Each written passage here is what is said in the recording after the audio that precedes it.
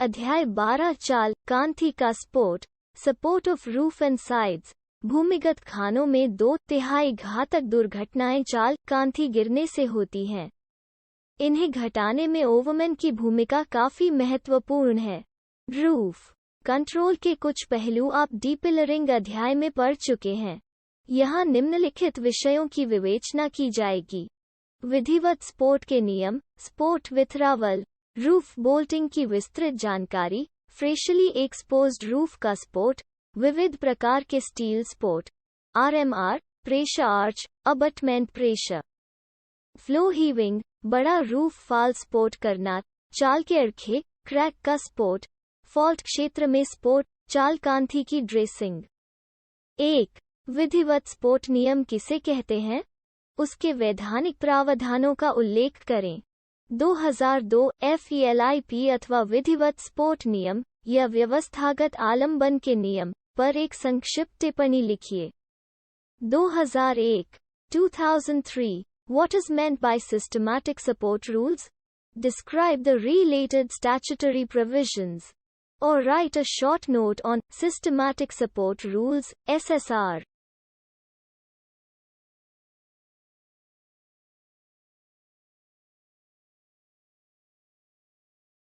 अध्याय 11 open cast mine में blasting in open cast mines. इस अध्याय में निम्न विषयों की जानकारी दी गई है: स्लरी और इमल्शन एक्सप्लोसिव व उनका प्रयोग, sleeping hole, deep hole blasting, बारूद का भारी मात्रा में वहन, ब्लास्टिंग से उचित बचाव कैसे सुनिश्चित करें, ब्लास्टिंग पैटर्न, दुर्घटनाओं के मुख्य कारण, सक्रिय आग वाले क्षेत्र में ब्लास्टिंग। एक संक्षिप्त वर्णन करें।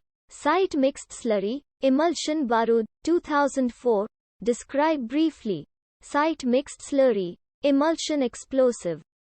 उत्तर: site mixed slurry, emulsion explosive, SMS, SME, यह बारूद कार्ट्रिज रूप में नहीं होता है। इस बारूद के अवयव सप्लाई करने वाली कंपनी से तरल रूप में एक पंप ट्रक के विभिन्न कंपार्टमेंट में रखकर खान में लाए जाते हैं। होल की साइड पर पंप चालू करने पर सब अवयव एक चैम्बर में मिक्स होकर होज पाइप द्वारा होल में भरे जाते हैं।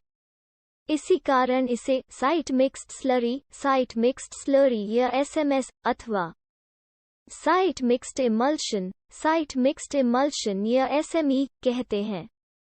सभी अवयव नॉन एक्सप्लोसिव होते हैं और होल में भरने के कुछ मिनट बाद मिलकर एक्सप्लोसिव बनाते हैं।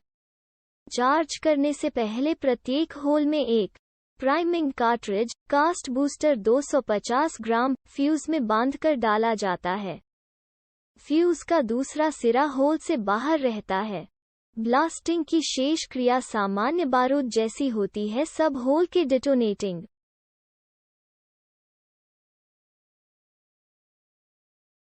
ओपनकास्ट माइन में ब्लास्टिंग फ्यूज आपस में अन्य डिटोनेटिंग फ्यूज से जोड़कर उसमें एक डिटोनेटर बांधा जाता है और फिर उससे शॉर्ट फायरिंग केबल जोड़कर सब लोगों व पंप ट्रक को डेंजर जोन से हटाने व मशीनों की सुरक्षित स्थिति देखने के बाद एक्सप्लोडर से ब्लास्टिंग की जाती है। होल आगे पीछे आवाज करने हो तो उनके फ्यूजों के बीच ब्लास्टिंग रिले लगाई जाती है। विशेष सावधानियां: 1. बारूद कार्ट्रिज रूप में नहीं होता, इसलिए इसके प्रयोग के लिए DGMS से अनुमति ली जाती है। 2. ब्लास्टिंग कार्य अंडर मैनेजर और बारूद कंपनी के इंजीनियर की देखरेख में होता है। 3. होल में बारूद भरते समय पंप ट्रक के 60 मीटर के अंदर कोई भी जलती वस्तु, बीड़ी, सिगरेट, वेल्डिंग, जलता कोयला, गर्म छाय आदि नहीं होनी चाहिए। पंप ट्रक के 10 मीटर के अंदर सूखी घास भी नहीं होनी चाहिए। 4. पंप ट्रक का होज पाइप एंटी स्टैटिक प्रकार का होगा। ट्रक को एक चेन से अर्थ करके रखा जाएगा। 5. बारूद चार्ज करते समय आसपास कम से कम व्यक्ति होंगे। 6. 7. होल स्लीपिंग के लिए रीजनल इंस्पेक्टर से अनुमति ली जाएगी। उस जगह में को फैंस करके दिन में लाल झंडी और रात्रि में लाल बत्ती लगा दी जाएगी। होल का नक्शा, बर्डन, स्पेसिंग, डेप्थ, डायमीटर, बारूद की मात्रा, होल की संख्या, कुल बारूद, स्तरों की किस्म, साइट का नाम आदि का रिकॉर्ड रखा जाएगा। ब्लास्टिंग के बाद फ्रैगमेंटेशन, फ्लाई रॉक, वाइब्रेशन और प्राप्त ओवरबर्डन की मात्रा का रिमार्क लिखा जाएगा। 8. Pump truck controller of explosive से वर्ष में एक बार पास कराना होगा। फायदे: 1. अधिक सुरक्षा, क्योंकि सब अवयव नॉन एक्सप्लोसिव होते हैं। 2. ब्रांच के स्ट्रेटा को देखते हुए जरूरत अनुसार बारूद का घनत्व पंप ट्रक के मीटर घुमाकर घटाया बढ़ाया जा सकता है। उसमें एल्यूमीनियम पाउडर की मात्रा बदलकर बारूद की ताकत भी घटाई बढ़ाई जा सकती है। इससे ब्लास्टिंग अच्छी होती है और बारूद की बचत होती है। 3. तरल बारूद बोरहोल की दीवारों से पुनर्तः संपर्क में रहने के कारण बारूद की क्षमता का पूरा लाभ मिलता है, कम बारूद लगता है। 4. बारूद पैकिंग का खर्चा बचने के कारण यह सस्ता पड़ता है। ओवरमैन्स हैंडबुक 5. प्रति मिनट 200 किलो बारूद भरा जा सकता है। बड़ी ओपनकास्ट खानों में इसके बिना काम चल ही नहीं सकता, क्योंकि प्रतिदिन कई टन बारूद ब्लास्ट करना होता है। 6. बारूद रखने के लिए मैगजीन की जरूरत नहीं होती। 2. स्लीपिंग होल किसे कहते हैं? स्लीपिंग होल के लिए क्या विशेष सावधानियां बरती जाती हैं? अथवा संक्षिप्त टिप्पणी लिखिए। Sleeping hole 2009. What are sleeping holes? What special precautions are taken for sleeping holes? Or write a short note on sleeping holes. Uttar: sleeping हो जो होल बारूद भरने के बाद उसी दिन ब्लास्ट नहीं किए जाते हैं, वे स्लीपिंग होल कहलाते हैं। बड़ी ओपनकास्ट खानों में एक साथ सैकड़ों गहरे होल ब्लास्ट किए जाते हैं। वहां अक्सर होल के चार्जिंग में एक से अधिक दिन लग जाते हैं। ऐसी अवस्था में कुछ होल चार्ज करने के बाद एक या अधिक दिन रखने पड़ते हैं। ये ही स्लीपिंग होल हैं। कभी कभी होल में बारूद भरने के बाद नजदीक खड़ी मशीन खराब हो जाने के कारण हट नहीं पाती, इसलिए भी होल को स्लीपिंग कराना पड़ता है। स्लीपिंग होल के लिए DGMS से विशेष स्थायी इजाजत लेकर रखी जाती है। स्लीपिंग होल के लिए सावधानियां: 1. स्लीपिंग होल क्षेत्र को लाल झंडी से घेर दिया जाएगा या रात में लाल बत्ती टांग कर रखी जाएगी। 2. स्लीपिंग होल के 60 मीटर तक बीड़ी, सिगरेट, आग जलाने व वेल्डिंग की मनाही रहेगी। 3. चार्ज होते होल और ड्रिल मशीन के बीच कम से कम होल की 2 लाइनों की दूरी रहेगी। 4. जैसे जैसे होल में बारूद भरेगा उनका स्टैमिंग कर देंगे। 5. डिटोनेटिंग फ्यूज का ऊपरी सिरा स्टैमिंग से ढक दिया जाएगा ताकि स्टैटिक चार्ज या बिजली गिरने से बचाव रहे। 6. होल के डिटोनेटिंग फ्यूज आपस में तभी जोड़े जाएंगे जब ब्लास्टिंग करनी है। जोड़ने का काम सूर्य की रोशनी में किया जाएगा। ओपनकास्ट माइन में ब्लास्टिंग 7. कोई भी होल अनुमोदित समय से अधिक के लिए स्लीपिंग नहीं रखा जाएगा। 8. ड्रिलिंग, चार्जिंग और ब्लास्टिंग की तारीख का रिकॉर्ड रखा जाएगा। 9. ब्लास्टिंग में डिटोनेटिंग फ्यूज प्रयोग किया जाएगा। कोई डिटोनेटर होल में नहीं रहेगा। 10. होल को ब्लास्टिंग ऑफिसर की निजी देखरेख में ब्लास्ट किया जाएगा। 3. डीप होल ब्लास्टिंग किसे कहते हैं? डीप होल ब्लास्टिंग में क्या सावधानियां लेंगे? What is deep hole blasting? What precautions would be taken in deep hole blasting? Uttar: deep hole blasting opencast mine में 3 मीटर से गहरे होल करके जो ब्लास्टिंग की जाती है उसे डीप होल ब्लास्टिंग कहते हैं। डीप होल ब्लास्टिंग की सावधानियां: 1. डीप होल ब्लास्टिंग के लिए रीजनल इंस्पेक्टर से अनुमति ली जाती है। 2. ड्रिलिंग एरिया से लूज पत्थर हटाए जाएंगे। ओवरमैन चेक करेगा कि कहीं बारूद या सॉकेट तो नहीं। वो जमीन पर प्रत्येक होल की स्थिति का चिन्ह फीते से नापकर लगाएगा। 3. ड्रिल किए होल प्लग लगाकर या ढककर रखे जाएंगे ताकि मलमा अंदर न गिरे व किसी का पैर होल में न गिरे। ड्रिल व केबल को सुरक्षित जगह हटाएंगे। 4. ब्लास्टिंग क्षेत्र में लाल झंडियां लगाएंगे। 5. एक समय पर केवल एक होल में बारूद भरा जाएगा। उससे 60 मीटर तक उस बेंच पर या 20 मीटर के रेडियस में अन्य बेंच पर ब्लास्टिंग कार्य से संबंधित व्यक्तियों के सिवाय कोई अन्य व्यक्ति नहीं रहेगा। 6. चार्जिंग, स्टैमिंग और कनेक्शन के कार्य फेस से दूर मजबूत जगह पर ऑन द सॉलिड खड़े रहकर किए जाएंगे। 7. ए. ब्लास्टिंग सूरज की रोशनी में की जाएगी। बी. जहां तक संभव हो 2 शिफ्टों के बीच या इंटरवल के समय की जाएगी। सी. होल स्लीप नहीं किए जाएंगे जिस दिन बारूद भरा गया है। ब्लास्टिंग उसी दिन होगी। स्लीपिंग तभी होगी जब रीजनल इंस्पेक्टर से अनुमति मिली हुई है और उसमें निर्धारित शर्तों का पालन किया जाएगा। ओवरमैन्स हैंडबुक 8. ब्लास्टिंग से 30 मिनट पहले डेंजर जोन लाल झंडी से चिन्हित किया जाएगा।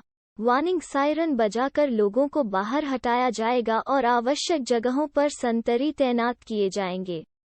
9. सब जगह से व्यक्तियों व मशीनों का सुरक्षित जगह हटना सुनिश्चित करने के बाद ब्लास्टिंग ओवरमैन ब्लास्टिंग करेगा। ब्लास्टिंग से 10 मिनट पहले 1 मिनट के 3 सायरन सिग्नल दिए जाएंगे। 10. यदि डेंजर जोन ब्लास्टिंग की जगह से 500 मीटर सब ओर में कोई रोड या रेलवे लाइन पड़ती है तो उसमें ट्रैफिक बंद कराए बिना ब्लास्टिंग नहीं की जाएगी। 11. प्राइमिंग कार्ट्रिज बनाने, चार्जिंग व स्टैमिंग के कार्य ओवरमैन की निजी देखरेख में होंगे और वो स्वयं ही ब्लास्टिंग सुरक्षित शेल्टर में रहकर करेगा। 12. ब्लास्टिंग के बाद धुआं डस्ट हटे तभी कम से कम 5 मिनट बाद ब्लास्टिंग ओवरमैन फेस का इंस्पेक्शन करेगा और सब सुरक्षित मिलने पर ही ऑल क्लियर सायरन बजवाएगा व संतरी हटाएगा। 13. यदि बिजली कड़के या बिजली की कड़क के साथ तूफान आए तो बारूद डिटोनेटर हैंडल नहीं किया जाएगा, खुले में नहीं रखा जाएगा। बी. बारूद भर रहे हैं तो वो काम रोक दिया जाएगा। सी. बारूद भर चुका है तो डिटोनेटिंग कॉर्ड के छोर पर टेप लपेटकर होल के मुंह में रखकर लकड़ी या पत्थर से ढक दिया जाएगा। लोगों को डेंजर जोन से दूर हटाया जाएगा। डी. कनेक्शन हो चुके हैं तो शीघ्र लोगों को सुरक्षित जगह हटाकर ब्लास्टिंग की जाएगी। 4. ओपनकास्ट खान में डीप होल ब्लास्टिंग के लिए कैट्रिज बारूद मात्रा की ढुलाई में किस प्रकार की सावधानियां ली जाएंगी? What precautions are taken in bulk transport of cartridge explosives for deep hole blasting in open cast mines? उत्तर. बारूद की बड़ी मात्रा में ढुलाई, bulk transport of explosives, open cast खान में डीप होल ब्लास्टिंग के लिए काफी बड़ी मात्रा में बारूद की आवश्यकता होती है। ऐसी बड़ी मात्रा को मैगजीन से एक्सप्लोसिव वैन में लाया जाता है। 200 तक डिटोनेटर जीप, लैंड रोवर या एसयूवी से भी ढोए जा हैं, परंतु डिटोनेटर लकड़ी के बक्से में बंद करके उसे विशेष प्रकार के लोहे के बोल्ट किए बक्से में रखा जाएगा और गाड़ी में पीछे कोई व्यक्ति नहीं बैठेगा। ओपन कास्ट माइन में ब्लास्टिंग एक्सप्लोसिव वैन से बल्क ट्रांसपोर्ट में सावधानियां। 1. Explosive van controller of explosive से पास कराया जाएगा। 2. डीजीएमएस से अनुमति ली जाएगी। 3. गाड़ी में एक ही समय बारूद व डिटोनेटर नहीं ढोए जाएंगे और उनका परिमाण से अधिक नहीं होगा। 4. गाड़ी में बारूद लकड़ी या कार्डबोर्ड के बक्से में, जिसमें बारूद कंपनी से सप्लाई हुआ है, रखा जाएगा। भरी गाड़ी में ड्राइवर व खलासी को छोड़कर कोई तीसरा व्यक्ति नहीं रहेगा। उसमें कोई और सामान भी नहीं रखा जाएगा। बारूद के बक्से गाड़ी की बॉडी से ऊंचे नहीं रखे जाएंगे। 5. ढुलाई सूरज की रोशनी में की जाएगी। लोडिंग अनलोडिंग के समय गाड़ी का इंजन बंद रहेगा। तेल भरते समय भी इंजन बंद रखा जाएगा। 6. वैन की गति 25 किलोमीटर प्रति घंटे से अधिक नहीं होगी। लदी गाड़ी वर्कशॉप, गराज या बस्ती में नहीं ले जाई जाएगी। लदी हुई गाड़ी कहीं लावारिस नहीं छोड़ी जाएगी और उसमें कोई ट्रेलर नहीं जोड़ा जाएगा। 7. गाड़ी में पेट्रोल की आग के लिए कार्बन टेट्राक्लोराइड और बिजली की आग के लिए अग्निशामक यंत्र लगा होगा। 8. गाड़ी पर लाल अक्षरों में शब्द एक्सप्लोसिव लिखा रहेगा। 9. एक समय पर एक राउंड से अधिक का बारूद ब्लास्टिंग की जगह नहीं ले जाया जाएगा। 5. ओपन कास्ट माइन में ब्लास्टिंग से उचित बचाव कैसे सुनिश्चित किया जाएगा? How adequate shelter can be ensured during blasting in an open cast mine? उत्तर, ब्लास्टिंग से उचित बचाव। एक नक्शे पर व जमीन पर डेंजर जोन होल के सब ओर 500 मीटर का चिन्ह लगाया जाएगा। 2. डेंजर जोन के अंदर क्या क्या पड़ता है इस पर विचार करके तय किया जाएगा कि उसमें उपस्थित लोगों को कैसे चेतावनी दी जाएगी, कहां कहां संतरी रखे जाएंगे। 3. होल में बारूद भरने से पहले उसके आसपास लाल झंडी टांगी जाएगी। 4. ब्लास्टिंग से 30 मिनट पहले इलेक्ट्रिक सायरन बजवाकर डेंजर सिग्नल दिया जाएगा ताकि लोग डेंजर जोन से हट जाएं।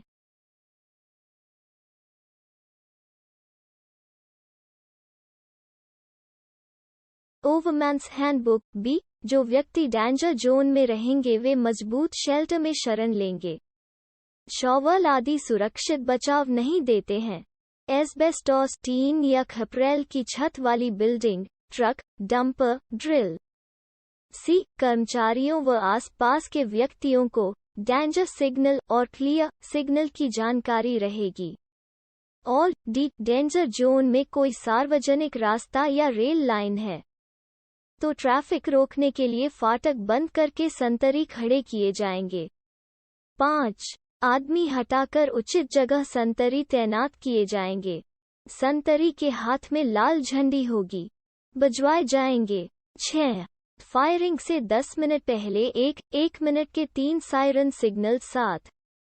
ब्लास्टिंग ओवरमैन अपने लिए ऐसा मजबूत शेल्टर चुनेगा जो ब्लास्टिंग को सीधाई में नहीं पड़ता, उचित दूरी पर है और वहां से सब संतरियों से सिग्नल आदान प्रदान कर सकेगा। 8.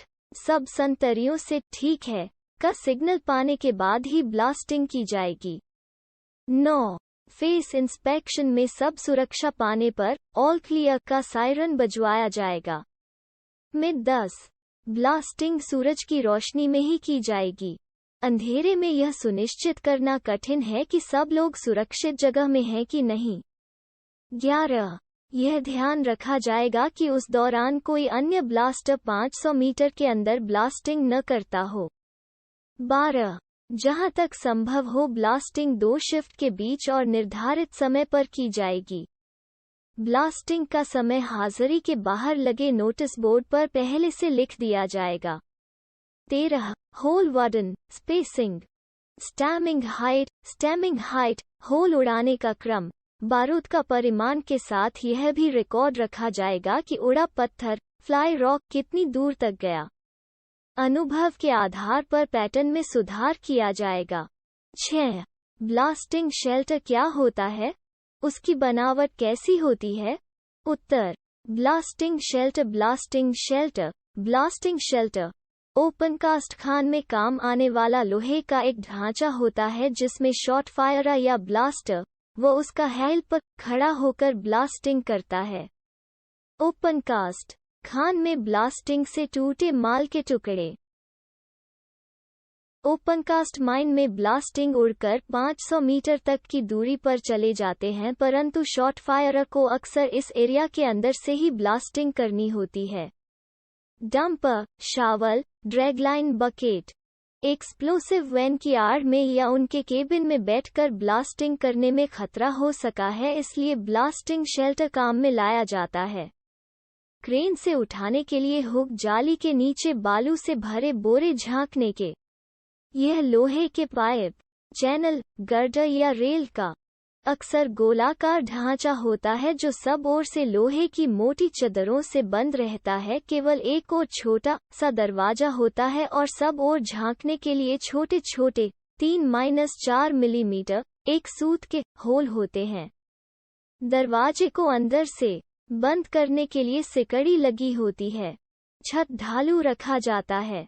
छत में ऊपर या चारों ओर कुछ हुक या रस्से लिए होल जाली के नीचे बालू भरे बोरे दरवाजा चित्र। ब्लास्टिंग शेल्टर लगे होते हैं ताकि उसे क्रेन से उठाकर या डोजर से खींचकर एक जगह से दूसरी जगह ले जाया जा सके। चदरों के बाहर तारों की जाली व चदरों के बीच बालू से भरे बोरे रखे होते हैं ताकि कोई उड़ा पत्थर आदि मार करे तो भी शॉट फायर को चोट न लगे। एक अच्छा साइज है अंदर से 1.2 बाई 1.2 मीटर, खड़ाई 1.8 मीटर। ब्लास्टिंग शेल्टर फेस से यथासंभव दूर, किसी भी हालत में 150 मीटर से कम नहीं, व माल की सीधी मार की दिशा को छोड़कर अन्य दिशा में रखा जाता है। समय समय पर उसे शिफ्ट किया जाता है। बड़ी खानों में कई ब्लास्टिंग शेल्टर होते हैं। 7. दगानी के संबंध में डेंजर जोन ऑफ ब्लास्टिंग से आप क्या समझते हैं? चित्रों द्वारा यंत्रीकृत पोखरिया खदान में डीप होल ब्लास्टिंग के लिए एक ब्लास्टिंग पैटर्न का वर्णन करें। 1992. What do you understand by danger zone of blasting? Describe a pattern of holes for deep hole blasting in an open cast mine. उत्तर, blasting danger zone open cast mine में blasting करने पर पत्थर या कोयला जिस क्षेत्र तक उड़कर जाता है, उस क्षेत्र को ब्लास्टिंग का डेंजर जोन कहते हैं। रेगुलेशंस के अनुसार डेंजर जोन ब्लास्टिंग करने वाली जगह के 500 मीटर के रेडियस में होता। ओवरमैन्स हैंडबुक है। नियम है कि ब्लास्टिंग से पहले शॉट फायरर यह सुनिश्चित करेगा कि इस क्षेत्र से सभी व्यक्ति बाहर निकल गए हैं या वे पर्याप्त सुरक्षा वाली जगह में शरण से बजवाएगा जो इस पूरे क्षेत्र में सुना जा चुके हैं। ब्लास्टिंग करने से पहले वो लोगों को सचेत करने के लिए सायरन भी गहरे होल की ब्लास्टिंग के लिए होल पैटर्न। ओपनकास्ट खान में गहरे होल के पैटर्न का वर्णन इस प्रकार है। 1. Whole burden. होल से नजदीक के फ्री फेस की दूरी को बर्डन कहते हैं। होल की एक लाइन से दूसरी लाइन के बीच की दूरी किया जाता है। मोटे हिसाब से को भी बर्डन कहते हैं। बर्डन स्तर के कड़ेपन के अनुसार ट्रायल करके ठीक कड़े पत्थर में मीडियम पत्थर में होल का व्यास x35, होल का व्यास x40, नर्म पत्थर कोयले में होल का व्यास x45। 2. स्पेसिंग। होल की लाइन में एक होल से दूसरे होल की दूरी को स्पेसिंग कहते हैं। यह भी स्तर के कड़ेपन के अनुसार रखी जाती है। कड़े पत्थर में मीडियम पत्थर में बर्डन x1 बर्डन बाई 1.25, नर्म पत्थर कोयले में बर्डन बाई 1.5। 3. Drilling pattern. ये 2 प्रकार के होते हैं। Grid pattern, staggered pattern. Grid pattern में विभिन्न लाइनों के होल एक दूसरे के ठीक आगे पीछे होते हैं। वो कोयले और नर्म पत्थर में प्रयोग किया जाता है। स्टैगर्ड पैटर्न में एक लाइन का होल उसके आगे व पीछे के 2 होल के बीच में रहता है। यह पैटर्न मीडियम और कड़े स्तरों के लिए ठीक होता है। 4. सब ग्रेड। कड़े स्तरों में होल बेंच की तल्ली से कुछ नीचे तक ड्रिल किए जाते हैं ताकि अरखा न छूटे। इसे सब ग्रेड कहते हैं। सामान्यतः सब ग्रेड बर्डन बाई 0.15। बूस्टर की स्थिति, पोजीशन ऑफ बूस्टर। सामान्यतः बूस्टर कार्ट्रिज होल की तल्ली में रखकर बारूद भरा जाता है, परंतु जहां होल में पानी या कादा भरता है वहां बूस्टर कार्ट्रिज तल्ली से 1 या 1.5 मीटर ऊपर लटकाया जाता है। 6. बारूद explosive. Burden x spacing. Hole की गहराई से पत्थर या कोयले की प्रति मात्रा क्यूबिक मीटर में निकालते हैं, फिर बारूद निम्न भरा जाता है। ओपनकास्ट माइन में ब्लास्टिंग। कड़े पत्थर में मीडियम पत्थर, सैंडस्टोन में नर्म पत्थर, शेल कोयले में 0.4 किलो प्रति क्यूबिक मीटर, 0.3 किलो प्रति क्यूबिक मीटर, 0.2 किलो प्रति क्यूबिक मीटर। एक ही बेंच में कड़े व नर्म स्तर हों तो डेक चार्जिंग किया जाता है। एसएमएस ब्लास्टिंग में बारूद का घनत्व डेंसिटी भी तय किया जाता है। पानी वाले स्तरों में बारूद का घनत्व अधिक रखा जाता है। स्तरों के कड़ेपन व प्राप्त रिजल्ट के अनुसार बारूद कम या ज्यादा चार्ज किया जाता है। 7. स्टैमिंग की ऊंचाई स्टैमिंग हाइट। स्टैमिंग की लंबाई बटन के बराबर या उससे अधिक होनी चाहिए, नहीं तो ब्लास्टिंग होने पर स्टैमिंग बाहर फेंका जाएगा, पत्थर दूर तक उड़ेगा और माल ठीक नहीं टूटेगा। 8. विलंब अंतर डिले इंटरवल। लाइनों के बीच न्यूनतम विलंब अंतर बटन के प्रति मीटर के हिसाब से निम्नलिखित प्रकार होना चाहिए। कड़े पत्थर में, मीडियम पत्थर में, वार्डन मीटर में x 10 मिलीसेकंड, बटन मीटर में x 12 मिलीसेकंड, नर्म पत्थर कोयले में, वार्डन मीटर में x 15 मिलीसेकंड। फ्री फेस तरफ से पंक्तियों के बीच विलंब क्रमशः बढ़ाया जाता है, जैसे पहली व दूसरी पंक्ति के बीच 50 मिलीसेकंड तो दूसरी तीसरी के बीच 75 मिलीसेकंड। 9. दगानी पैटर्न इनिशिएशन पैटर्न। दगानी होल कनेक्शन के दो मुख्य पैटर्न हैं। पंक्तिबद्ध पैटर्न में hole line by line blast होते हैं। वी पैटर्न में होल इस प्रकार जोड़े जाते हैं कि एक लाइन के होल के साथ पीछे की लाइन के कुछ होल भी ब्लास्ट हों। कड़े पत्थर में यह पैटर्न अधिक अच्छा होता है। दोनों पैटर्न चित्र में दिखाए गए हैं। उपरोक्त हिसाब से ब्लास्टिंग करके रिजल्ट का रिकॉर्ड रखा जाता है और फिर अनुभव के आधार पर अपनी खान के लिए पैटर्न डेवलप किया जाता है। फ्री फ्रेज कोड रिले चित्र परिवर्तित पंक्तिबद्ध delay pattern. Overman's handbook free phrase code relay चित्र वी पैटर्न आर्ट। एक खुली खान में ब्लास्टिंग से संबंधित दुर्घटनाओं के विभिन्न कारण क्या क्या हो सकते हैं। एक खुली खान में ब्लास्टिंग जनित पत्थर, फ्लाई रॉक एवं भूकंपन को कम करने के लिए क्या क्या सावधानियां लेंगे। 1999, 2003 What are the causes of blasting-related accidents in an open-cast mine? What precautions need to be taken to reduce fly rock and ground vibrations due to blasting in an open-cast mine?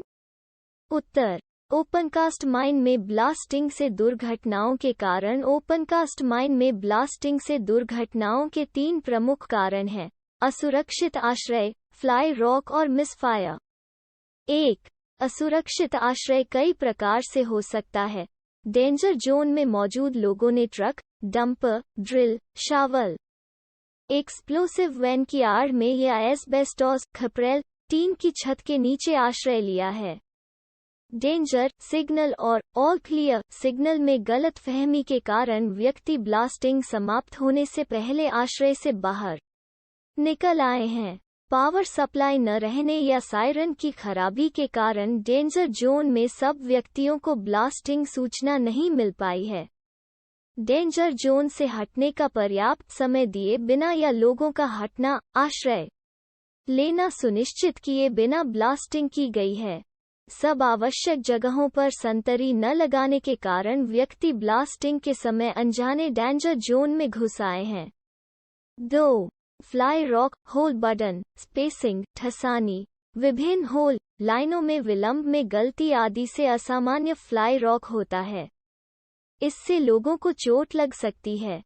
Power लाइनों व घर मकानों को क्षति पहुंच सकती है। Fly rock 500 metre से दूर तक भी जा सकता है।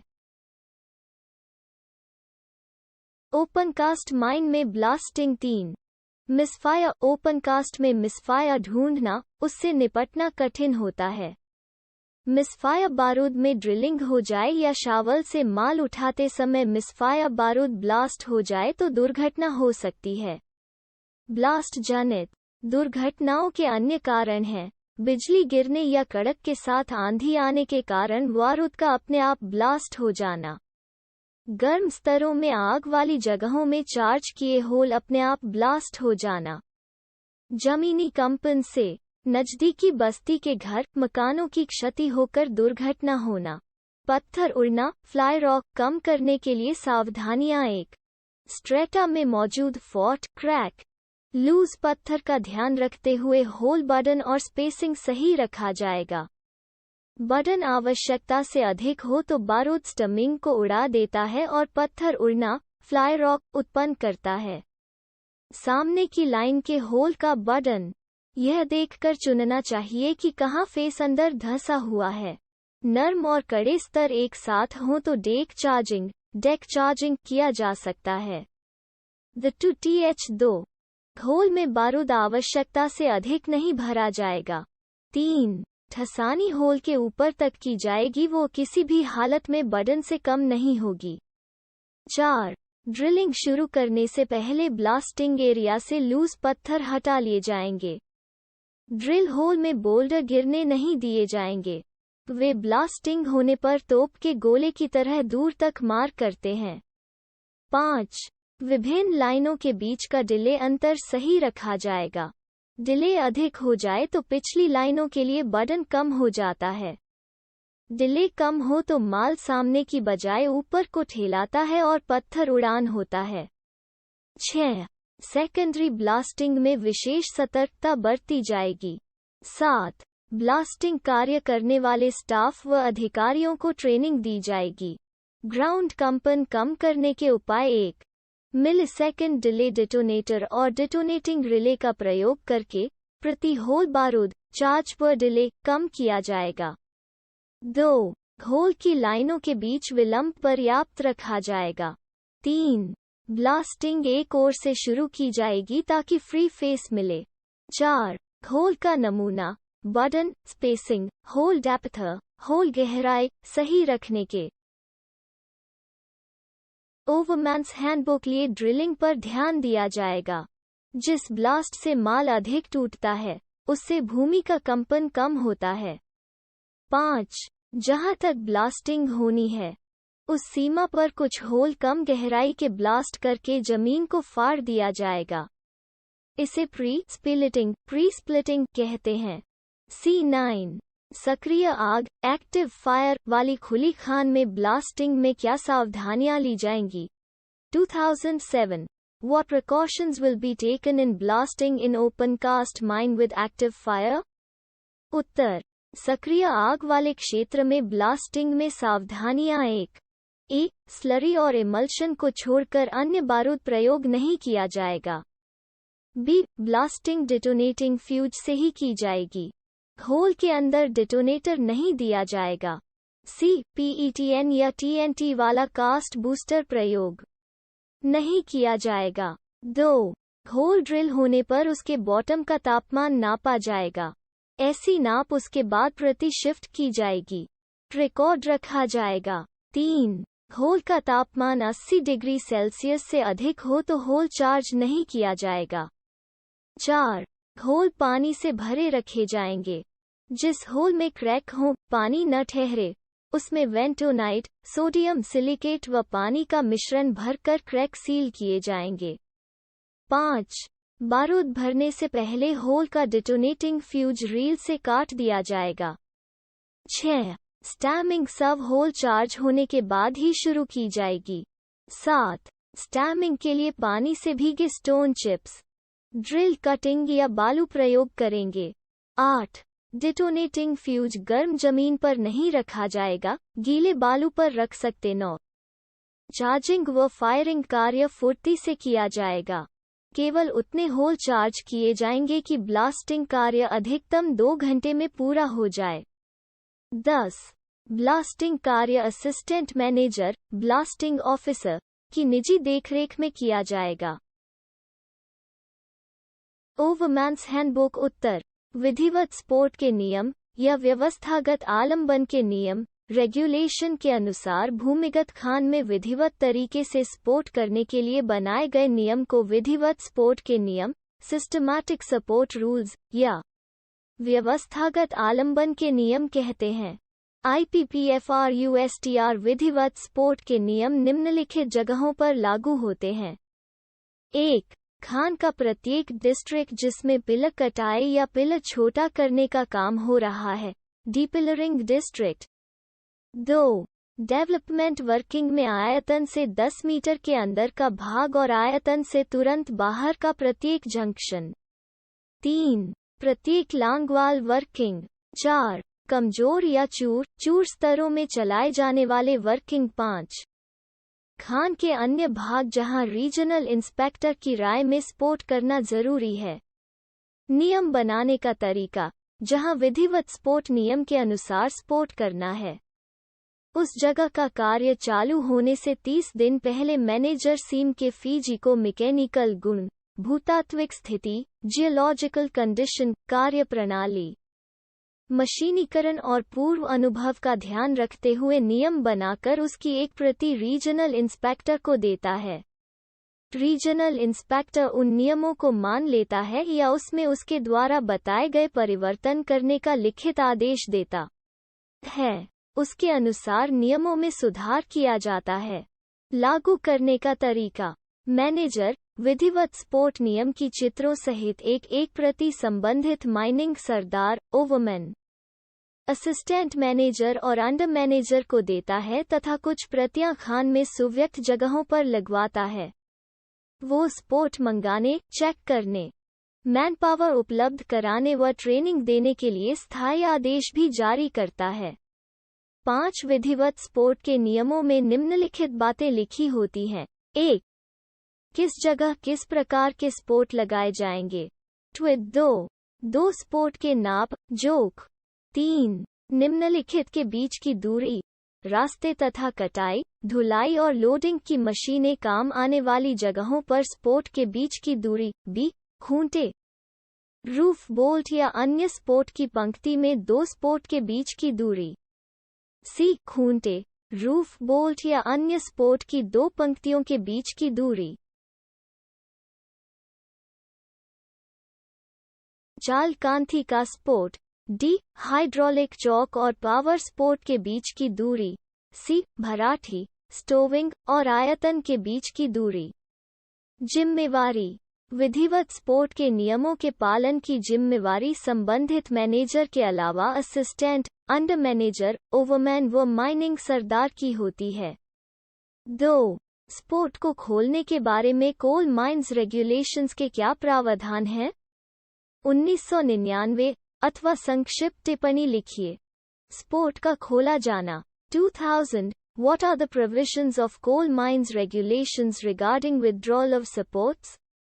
Lindium sit Amsal Dini Farab 105 amateur so or write a short note on withdrawal of supports. Uttar, sport खोलना। स्पोर्ट को खोलने के प्रावधान इस प्रकार हैं।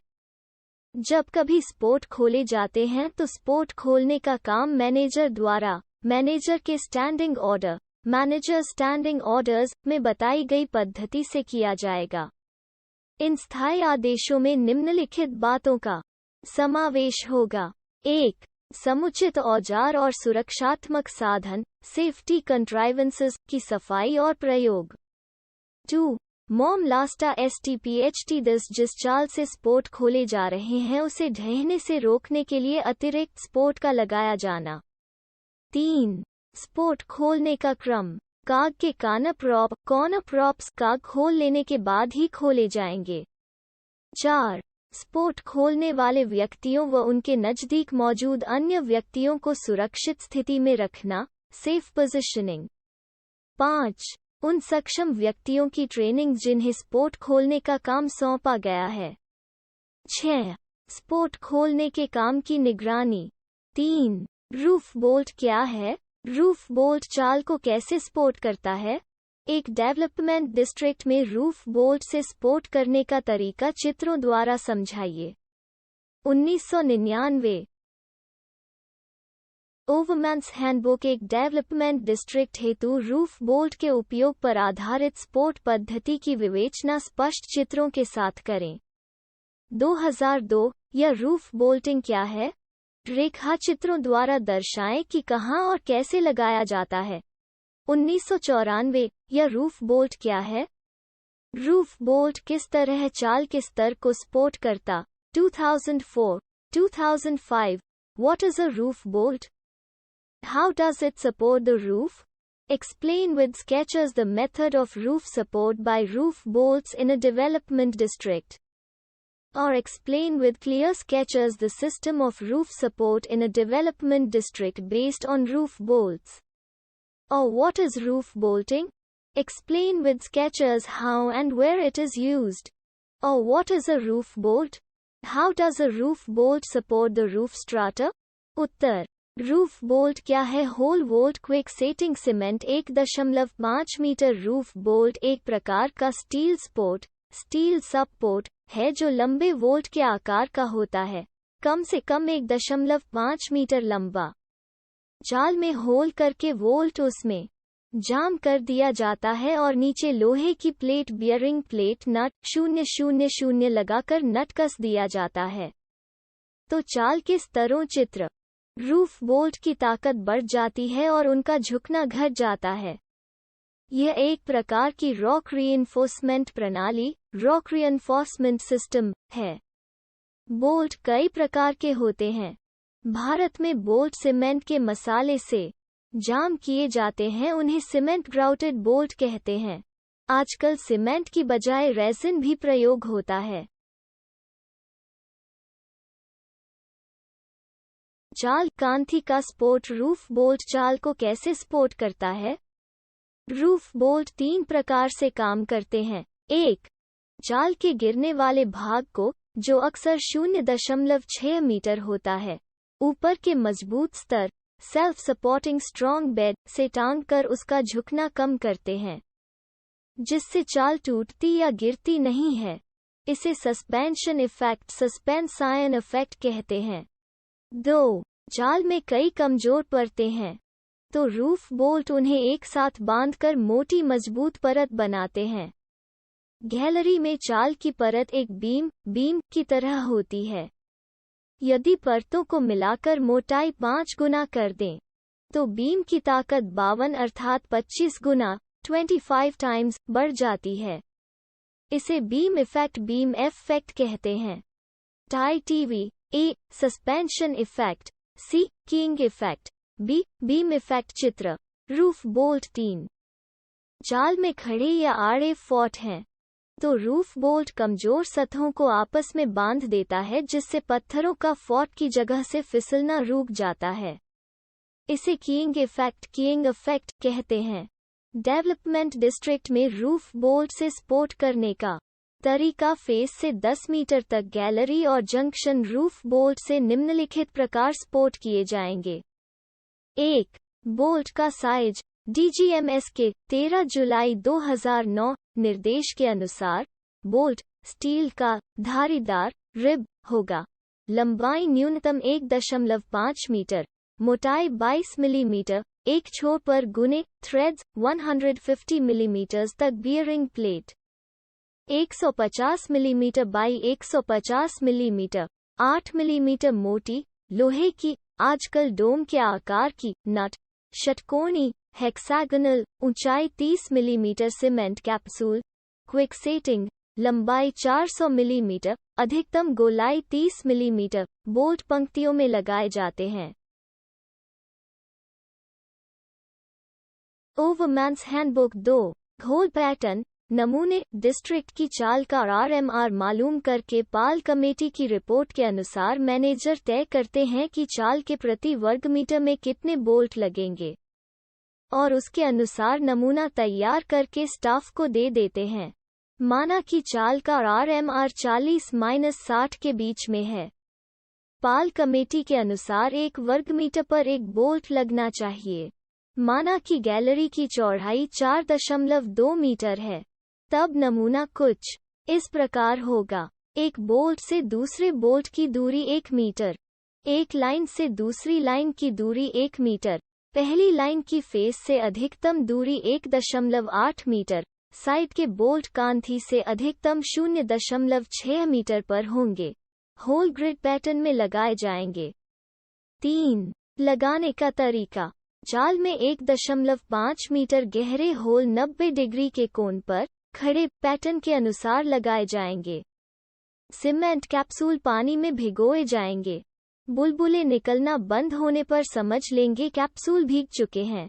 एक होल में 3 कैप्सूल, 7677 प्री फेस 0.6 मीटर, 01 मो 0 डेन एस 4.2 ठानसे से अंदर ठेले जाएंगे। तब होल में बोल्ट घुमाकर डाल देंगे। बोल्ट के निचले सिरे पर बियरिंग प्लेट पहनाकर नट लगाया जाएगा, परंतु नट कसा नहीं जाएगा। सीमेंट सूखने की अवधि करीब 2 घंटे, समाप्त होने पर नट को टॉर्क रेंच से कस देंगे। 1.8 metres T 0.6 metres 1 metre T. चाल कांथी का स्पोर्ट जंक्शन भी रूफ बोल्ट से उसी प्रकार स्पोर्ट किया जाएगा, परंतु जंक्शन पर बोल्ट गैलरी में लगाए बोल्ट की संख्या से 25% ज्यादा होंगे। सावधानी, बोल्ट ब्लास्टिंग के तुरंत बाद अधिक से अधिक 2 घंटे के अंदर लगाए जाएंगे, नहीं तो चाल की परत झुकने लगेगी। एंकरेज टेस्टिंग, अंडर मैनेजर लगे वोल्ट में से 10% होल एट रैंडम चुनकर उनकी एंकरेज टेस्टिंग मशीन से टेस्टिंग करेंगे। रूफ बोल्ट आधे घंटे में 3 टन और 2 घंटे में 5 टन लोड लेना चाहिए। 1992, 2003-4। संक्षिप्त टिप्पणी लिखिए। Roof bolting, write a short note on roof bolting. उत्तर, roof bolting hole bolt roof bolting चाल रूफ को लोहे के बोल्ट से स्पोर्ट करने की प्रणाली है। क्विक सेटिंग सीमेंट बोल्ट चाल की कमजोर परत को ऊपर 1.5 मीटर की मजबूत परत से टांग कर रखते हैं, या चाल की कई पतली परतों को एक साथ बांधकर मोटी मजबूत परत बनाते हैं। बोल्ट कई प्रकार के होते हैं। भारत की बोआरिंग प्लेट नट खानों के लिए सीमेंट ग्राउटेड बोल्ट सबसे उपयोगी पाए गए हैं। OPTE चित्र, roof bolt from TSA volt लगाने के लिए चाल में 1.5 मीटर खड़ा होल किया जाता है। 700 ग्राम क्विक सेटिंग सीमेंट वाले 3 कैप्सूल पानी से गीले करके होल में डाले जाते हैं। तब 22 मिलीमीटर मोटा 1.5 मीटर लंबा स्टील का धारीदार रिब बोल्ट होल में घुमाकर ठेला जाता है। बोल्ट का सिरा अंदर तक चला जाता है और होल के बाकी स्थान में सीमेंट भर जाता है। बोल्ट का 150 मिलीमीटर भाग जिसमें चूड़ी थ्रेड्स बनी होती है, वो चाल से नीचे रहता है। उसमें 150 मिलीमीटर बाई 150 मिलीमीटर की 8 मिलीमीटर मोटी प्लेट, बियरिंग प्लेट, पहनाकर नट लगाया जाता है। जब सीमेंट सेट हो जाता है तो नट को टॉर्क रेंच से टाइट कर देते हैं। ऐसा बोल्ट आधे घंटे में 3 टन लोड लेता है और 2 घंटे में 5 टन। 24 घंटे बाद वो 8-10 टन लोड ले सकता है। बोल्ट चाल में कतारों में लगाए जाते हैं। 2 बोल्ट और 2 कतारों के बीच की दूरी चाल की रॉक मास रेटिंग RMR के आधार पर तय करके मैनेजर होल लगाने का नमूना स्टाफ को दे देते हैं। ओवरमैन्स हैंडबुक लकड़ी के स्पोर्ट गिरने से पहले कुछ संकेत देते हैं, परंतु रूफ बोल्ट बिना संकेत दिए गिर जाते हैं। इसलिए निम्नलिखित सावधानियां जरूरी हैं। 1. होल खड़े व सही लंबाई के हों, सही जगह लगाए जाएं। 2. रूफ उघरने के बाद बोल्ट जल्दी से अधिकतम 2 घंटे में लगा दिए जाएं। 3. बोल्ट में तेल ग्रीस न लगे, नहीं तो सीमेंट ठीक से नहीं पकड़ेगा। 4. बोल्ट की चूड़ी में चोट न लगे, बियरिंग प्लेट चाल से ठीक तरह सटी रहे। 5. लगाए गए बोल्ट में से 10% की एंकरेज टेस्टिंग हो। आजकल अधिक से अधिक डेवलपमेंट डिस्ट्रिक्ट में और कुछ डीपिलरिंग डिस्ट्रिक्ट में लकड़ी के स्पोर्ट की बजाय रूफ वोल्टिंग प्रणाली लागू की गई है। इससे चाल गिरने की दुर्घटनाओं में कुछ कमी आई है। रूफ बोल्टिंग से सुविधा 1. बोल्ट एक्टिव स्पोर्ट का काम करते हैं, लगाते ही लोड लेते हैं। लकड़ी के स्पोर्ट का सेटिंग लोड कम होता है। चाल कुछ झुकने पर ही उनकी पूरी ताकत काम आती है। उन्हें पैसिव सपोर्ट कहते हैं। 2. वोल्ट चाल उघरने के बाद शीघ्र लगाए जा सकते हैं और वे ब्लास्टिंग से गिरते नहीं। 3. SDL, LHD मशीनों के आने जाने में और वेंटिलेशन में कोई रुकावट नहीं पड़ती। 4. तल्ली नर्म रहने का स्पोर्ट पर कोई बुरा प्रभाव नहीं पड़ता। 5. डेवलपमेंट एवं डिपिलरिंग डिस्ट्रिक्ट में प्रयुक्त होने वाले विभिन्न प्रकार के स्टील स्पोर्टों की व्याख्या करें। एक डेवलपमेंट डिस्ट्रिक्ट के ओवरमैन के नाते आयतनों पर लगाए गए रूफ बोल्टों की उचित गुणवत्ता को कैसे सुनिश्चित करेंगे? 2002. Explain types of steel supports used in development and depilaring districts. As an overman of a depilaring district, how will you ensure effectiveness of roof bolts installed at faces? उत्तर, डेवलपमेंट डिपिलरिंग डिस्ट्रिक्ट के steel support development और depillaring district में प्रायः 3 ही प्रकार के steel sport प्रयोग होते हैं। एक पिट प्रॉप, ये उचित लंबाई के खोखले पाइप होते हैं जिनकी जरूरत अनुसार लंबाई बढ़ाने के लिए एक सिरे पर आवश्यक लंबाई का लकड़ी का टुकड़ा छीलकर ठोक दिया जाता है। ये हल्के होते हैं और आसानी से एक जगह से दूसरी जगह ले जाए जा सकते हैं, परंतु जल्दी मुड़ जाते हैं और यदि लकड़ी का टुकड़ा पाइप की ठीक सीध में न रहे तो पर्याप्त लोड नहीं ले सकते। चाल कांथी का स्पोर्ट रॉक बोल्ट 2. स्टील चौक या कॉग स्टूल, ये 7.2 मिलीमीटर बाई 7.2 मिलीमीटर के खोखले वर्गकार सेक्शन, मोटाई 4.8 मिलीमीटर से 900 millimetres by 900 millimetres by 900 millimetres के क्यूब के रूप में होते हैं। इनके कोनों पर कॉर्नर प्लेट लगी होती है और मजबूती के लिए क्रॉस मेंबर में वेल्ड किए रहते हैं। जरूरत अनुसार 2 क्यूब को नट बोल्ट से जोड़ने की सुविधा भी होती है। इन्हें खड़ा करके ऊपर लकड़ी के स्लीपर कॉन्ग के रूप में रखकर रूफ तक ले जाते हैं और कनिया ठोककर टाइट करते हैं। बोलचाल की भाषा में इन्हें TISCOG कहते हैं। ये 50 टन तक वजन ले सकते हैं और कई खानों में प्रयोग होते हैं। 3. रूफ बोल्ट, अन्य सब तरह के स्पोर्ट की अपेक्षा रूफ बोल्ट अत्यंत सफल स्पोर्ट सिद्ध हुए हैं। ये रूफ उघरने के जल्दी लगाए जा सकते हैं, ब्लास्टिंग से गिरते नहीं। SDL, LHD मशीन मूवमेंट और वेंटिलेशन में कोई रुकावट नहीं डालते और सस्ते स्पोर्ट हैं। डेवलपमेंट और डिपिलरिंग दोनों प्रकार के डिस्ट्रिक्ट में इनका प्रचलन दिन प्रतिदिन बढ़ रहा है।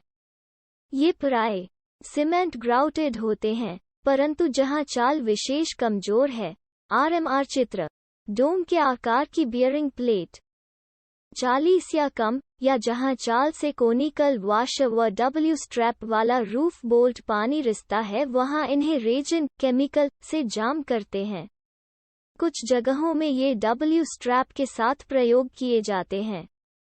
कॉनिकल सीट नट डोम्ड वॉशर प्लेट, सामान्य जगहों में 1.5 मीटर लंबे रूफ बोल्ट लगाए जाते हैं, परंतु जरूरत अनुसार ये 2.4 मीटर तक लंबे भी लगाए गए हैं।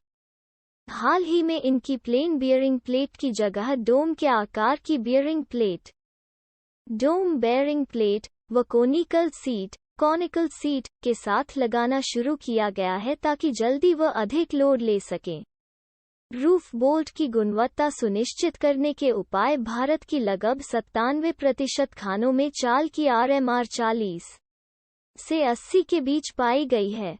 ऐसी चाल वाली खानों में डेवलपमेंट डिस्ट्रिक्ट में चाल का स्पोर्ट रूफ बोल्ट से सफलतापूर्वक किया जा सकता है, परंतु जबकि लकड़ी के स्पोर्ट पर लोड आने से वे संकेत देते हैं। रूफ बोल्ट बिना संकेत दिए अचानक गिर जाते हैं और रूफ फाल लंबे चौड़े एरिया में भी हो जाता है। इसलिए रूफ बोल्टिंग की गुणवत्ता सुनिश्चित करना अत्यंत जरूरी है। ओवरमैन्स हैंडबुक ओवरमैन द्वारा उपाय 1, सुनिश्चित करना कि रूफ उघरने के शीघ्र बाद अधिकतम 2 घंटे में बोल्ट लगें। इसके लिए पर्याप्त सामान, मैनपावर की मौजूदगी व निगरानी। 2. सही सामान, बोल्ट, बियरिंग प्लेट, नट, सीमेंट या रेजिन कैप्सूल। 3. घोल निर्धारित दूरी पर, सही गहराई के, ठीक दिशा में लगें। इसके लिए ड्रिलरों को ट्रेनिंग, उचित प्रकार की ड्रिल मशीनों का प्रयोग। 4. सीमेंट कैप्सूल को पानी से अच्छी तरह भिगोना। 2 तरह के कैप्सूल हों तो जल्दी सूखने वाले कैप्सूल होल में पहले। 5. बियरिंग प्लेट अवश्य लगाना, उसे चाल से ठीक से सटाना। नट तभी कसना जब मसाला सेट हो जाए, सूख जाए। 6. बोल्ट की चूड़ियां डैमेज न हो, अन्यथा नट ठीक टाइट नहीं होगा। 7. नट कसने के लिए टॉर्क रेंच का प्रयोग।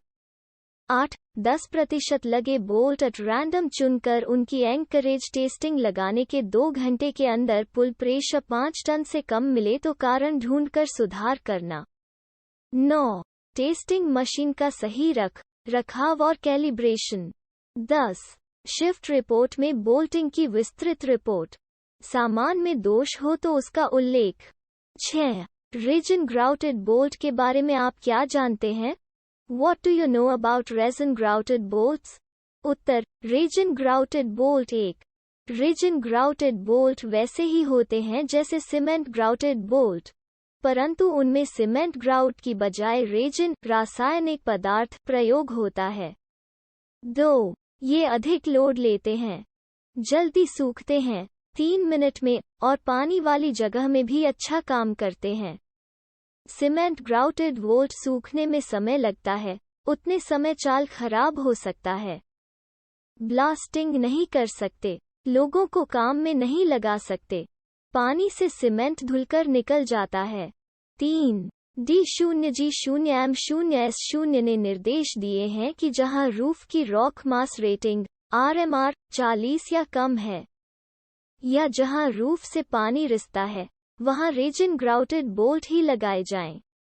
6. रूफ बोल्ट असफल होने के कारण बताएं।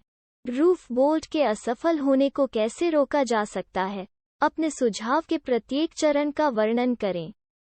2012 What are the causes of roof bolt failure? How can bolting failure be prevented? Give your suggestions stepwise. Uttar, bolting असफल होने के कारण पुराने पैटर्न का प्रयोग करना। गलत पैटर्न RMR के अनुसार नहीं या स्ट्रेटा की प्रकृति बदलने के बावजूद गैलरी की चौड़ाई डिजाइन से अधिक। चाल कांथी का स्पोर्ट, रूफ उघरने के शीघ्र बाद बोल्ट न लगाना। बोल्ट के गुने, नट, बियरिंग प्लेट अनुमोदित डिजाइन व क्वालिटी की न होना। कैप्सूल, सीमेंट या रेजिन खराब क्वालिटी के या अधिक समय तक स्टोर करने से खराब हो गए।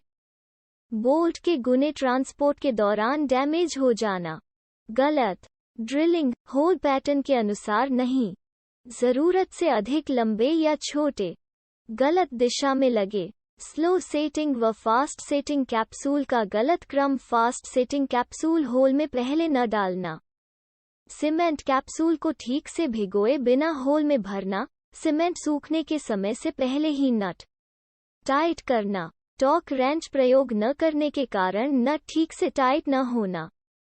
पानी वाले स्तरों में या 40 RMR से कम के स्तरों में रेजिन कैप्सूल की बजाय सीमेंट कैप्सूल प्रयोग करना।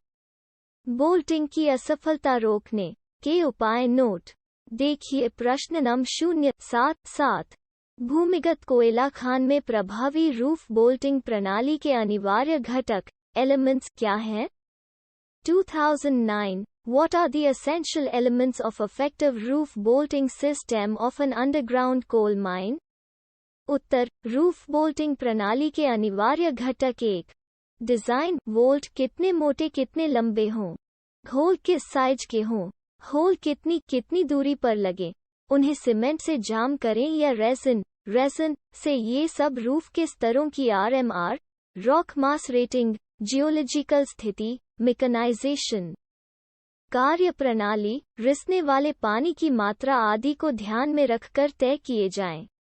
2. कार्यस्थल की चौड़ाई डिजाइन में ली गई तक सीमित रहे, अन्यथा बोल्टिंग प्रणाली असफल हो जाएगी।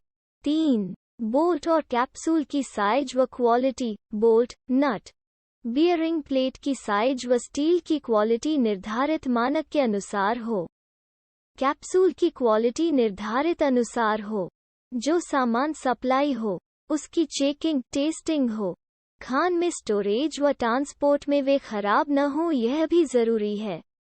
RMR 40 से कम हो या स्तरों में पानी हो तो रेजिन ग्राउट प्रयोग किया जाए। 4. ड्रिलिंग व बोल्टिंग की प्रक्रिया। सामान्य ड्रिल से होल करते समय डस्ट ड्रिलर पर गिरती है। इससे ड्रिलर कहीं होल छोड़ देंगे, कहीं छोटे बड़े या गलत दिशा में लगा देंगे। कंप्रेस्ड एयर बोल्ट या UDM ड्रिल से सुविधा होती।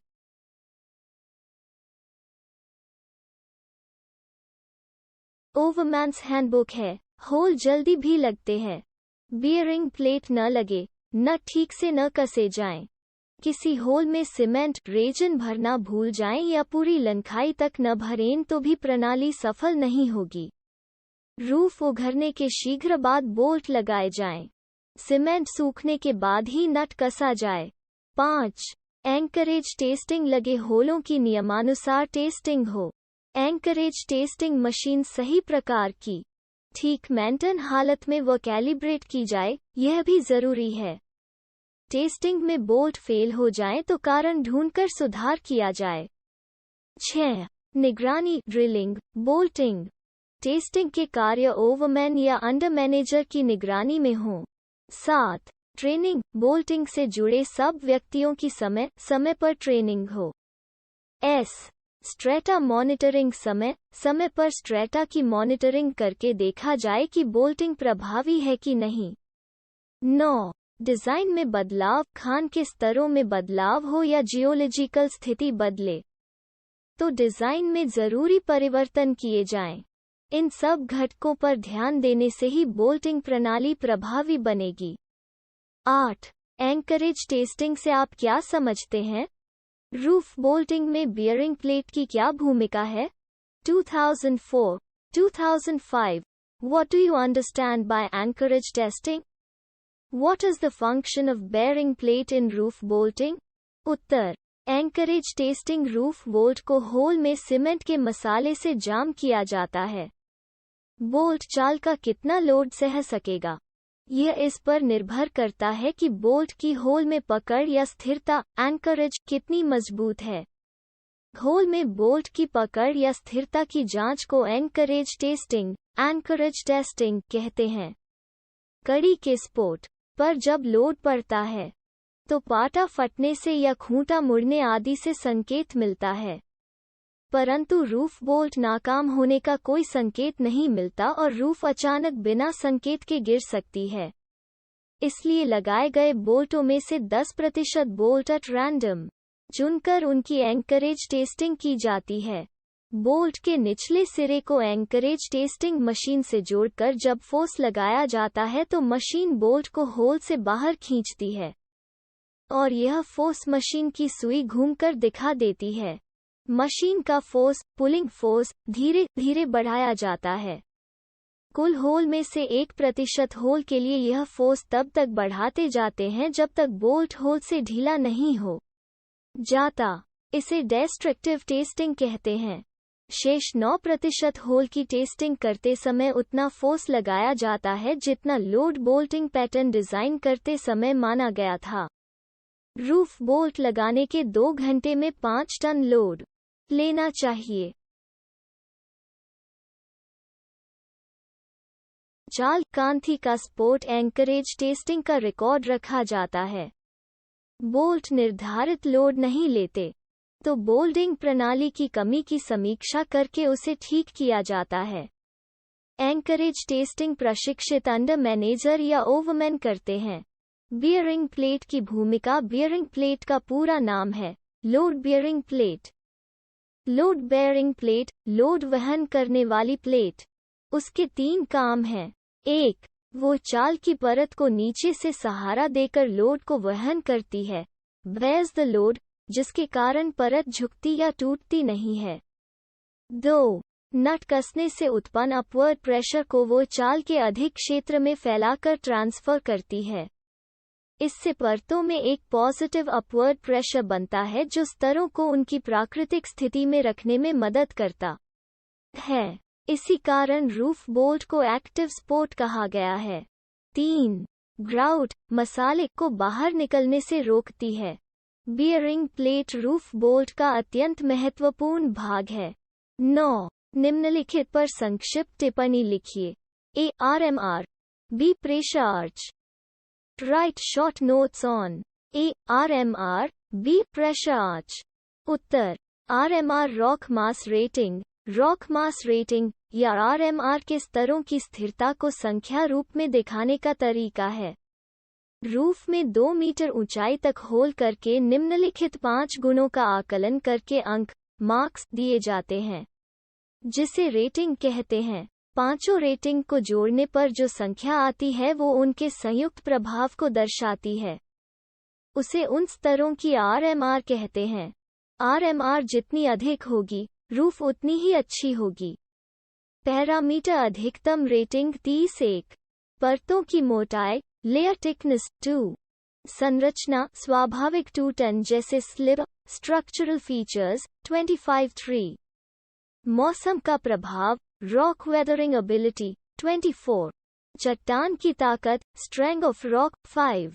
सतही पानी की मात्रा ग्राउंड वाटर सीपेज 10,100। चाल में विभिन्न प्रकार की परतें हैं तो प्रत्येक की RMR निकालकर फिर मोटाई के अनुसार संयुक्त RMR निकालते हैं।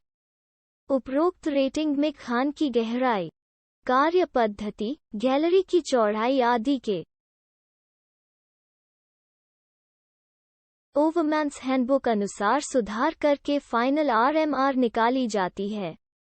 उसके आधार पर चाल को निम्नलिखित प्रकार वर्गीकृत किया जाता है। RMR 0-20 बहुत खराब, 20-40 खराब, 40-60 साधारण, 60-80 अच्छी, 80-100 बहुत अच्छी। RMR से चाल के प्रति वर्ग मीटर के लोड की गणना एक फॉर्मूले से करके यह तय किया जाता है कि स्पोर्ट कितनी दूरी पर लगाने की जरूरत होगी। नोट: भारत की कोल माइंस में लगभग 97% की चाल खराब, साधारण या अच्छी पाई गई है। प्रेशर आर्च जब कोयले सीम में गैलरी चलाई जाती है तो पहले गैलरी के कोयले द्वारा संभाला जाने वाला वजन या प्रेशर अब कांथी पर पड़ने लगता है, जैसा चित्र में दिखाया गया है। चाल की परतें नीचे झुकने लगती हैं, लेकिन झुकाव का परिमाण ऊपर तरफ घटता है और चाल का प्रभावित क्षेत्र एक मेहराव आंच की शक्ल में होता है। गैलरी के बीच सी पर चाल पर खिंचाव आता है और यदि समय से स्पोर्ट नहीं हुआ तो चाल फटने लगती है और तब उसे संभालने के लिए अधिक स्पोर्ट की जरूरत होती है। 142,230 दोनों कांथी पर पड़ने वाले प्रेशर को अबटमेंट प्रेशर कहते हैं, जो कांधी के स्पॉलिंग साइड स्पॉलिंग का कारण बनता है। यदि स्पोर्ट समय पर न लगाया जाए और तल्ली नर्म है तो तल्ली ऊपर उठ जाती है। इसे फ्लो हीविंग कहते हैं। गैलरी की चौड़ाई उतनी ही रखी जाती है कि कांथी अबटमेंट प्रेशर संभाल सके। 10. ताज़ा चाल किसे कहते हैं? उसके स्पोर्ट में विशेष ध्यान देना क्यों जरूरी है? ताज़ा चाल को स्पोर्ट करने के लिए उपयुक्त कुछ स्टील स्पोर्टों के नाम बताइए। What is freshly exposed roof? Why is it necessary to pay? चाल कांथी का sport special attention to support freshly exposed roof. Enumerate steel supports suitable for freshly exposed roof. उत्तर: ताज़ा चाल freshly exposed roof भूमिगत खान में ब्लास्टिंग के बाद face में जो नई रूफ खुलती है उसे नई खुली रूफ फ्रेशली एक्सपोज्ड रूफ या ताज़ा चाल ग्रीन रूफ कहते हैं।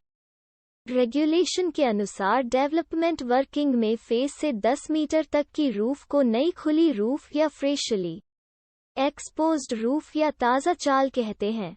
यह देखा गया है कि रूफ फॉल की अधिकतर दुर्घटनाएं फेस से 10 मीटर के अंदर ताज़ा खुली रूफ के गिरने से होती हैं। यह रूफ ब्लास्टिंग से खराब होती है, स्तरों में मूवमेंट होता है और ड्रेसिंग व स्पोर्ट में कमी भी रह जाती है। इसी कारण डेवलपमेंट आयतनों में फेस से 10 मीटर तक की गैलरी और पहले जंक्शन को विधिवत स्पोर्ट, सिस्टेमेटिक स्पोर्ट करने का कानून बनाया गया है। फ्रेशली एक्सपोज्ड रूफ के लिए स्टपाल कमेटी के अनुसार फ्रेशली एक्सपोज्ड रूफ के लिए उपयुक्त स्टील स्पोर्ट इस प्रकार हैं। 1. Safari sport 2. पिट प्रॉप 3. हल्के हाइड्रोलिक प्रॉप 4. स्टील चौक 5. स्टील चौक पर यात्री या 6. रूफ बोल्ट W स्ट्रैप के साथ रूफ बोल्ट हाइड्रोलिक प्रॉप पर यात्री 7. Steel arch खिलान sport 8. नमनीय steel arch yielding steel arch किसी चाल के लिए कौन सा स्पोर्ट उपयुक्त होगा, यह उसके RMR के आधार पर तय किया जाएगा, परंतु रूफ बोल्ट प्रायः सब प्रकार की रूफ, अच्छी, साधारण, खराब चाल RMR 20 से 80 के लिए उपयुक्त पाए गए हैं। 11.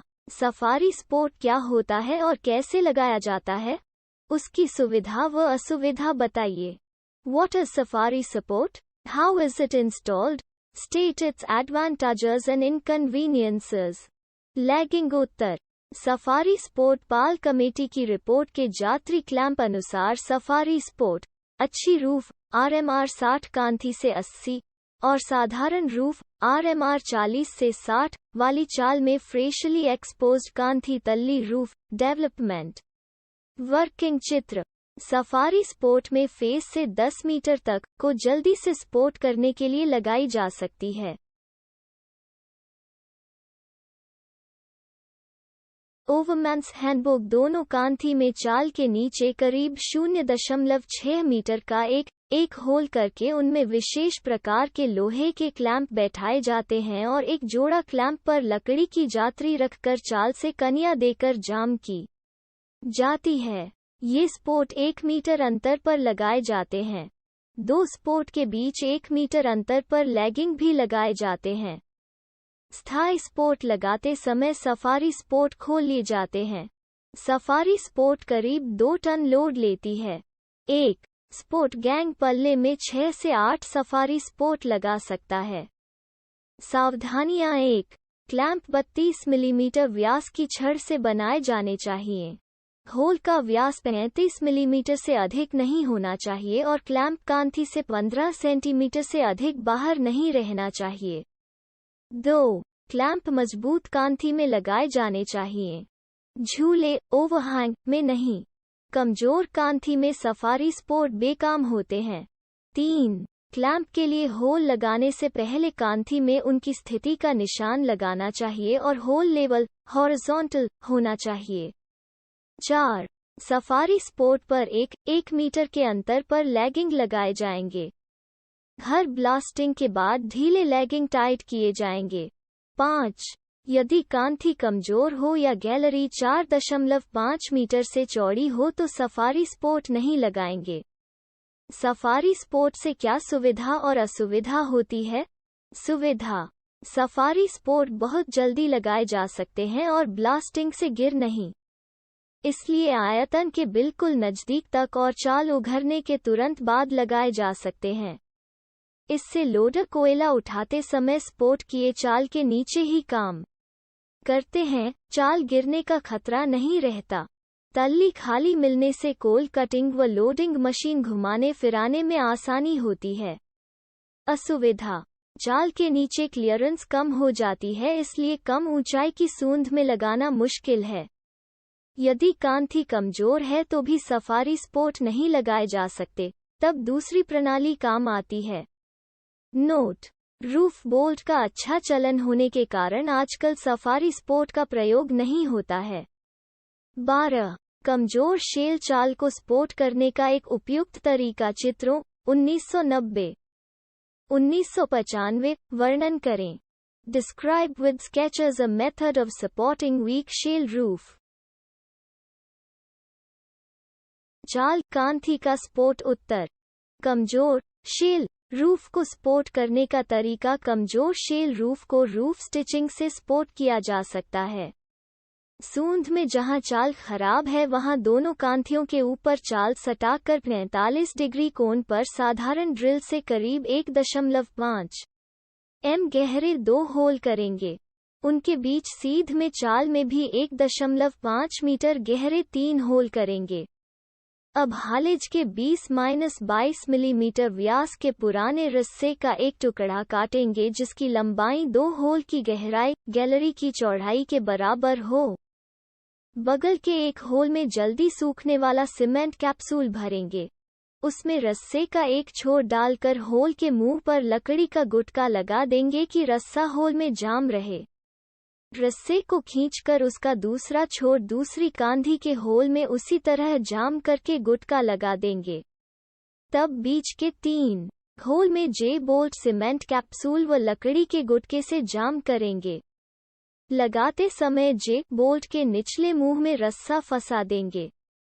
जब सीमेंट सूख जाए तो बगल के इस प्रकार लगाए 2 रस्सों के बीच चाल के पास लकड़ी के स्लीपर डालकर उन्हें कोनिए लगाकर जाम करेंगे। जे बोल्ट शेल की परतों को आपस में बांधकर मजबूती देंगे और रस्सा व लॉगंग बाहर से सपोर्ट देकर ढीले माल को गिरने से बचाएंगे। जे बोल्ट 450 दादा 45 डिग्रीज। 13 संक्षिप्त नोट लिखिए। Pit prop VIA legging stitching rope 4 metre. चित्र roof stitching write short notes on pit prop. PR उत्तर पिट प्रॉप स्टील के खोखले पाइप और लकड़ी के खूंटे को मिलाकर बनाए गए प्रॉप को पिट प्रॉप कहते हैं। ओडभोज पिट प्रॉप के 3 मुख्य भाग होते हैं।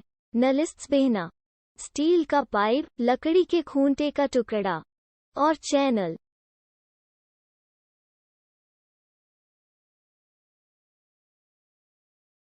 ओवरमैन्स handbook. Sleeper channel steel pipe 100 millimetre dia steel pipe 100 millimetre व्यास डायमीटर का 1.8 मीटर लंबा खोखला पाइप होता है।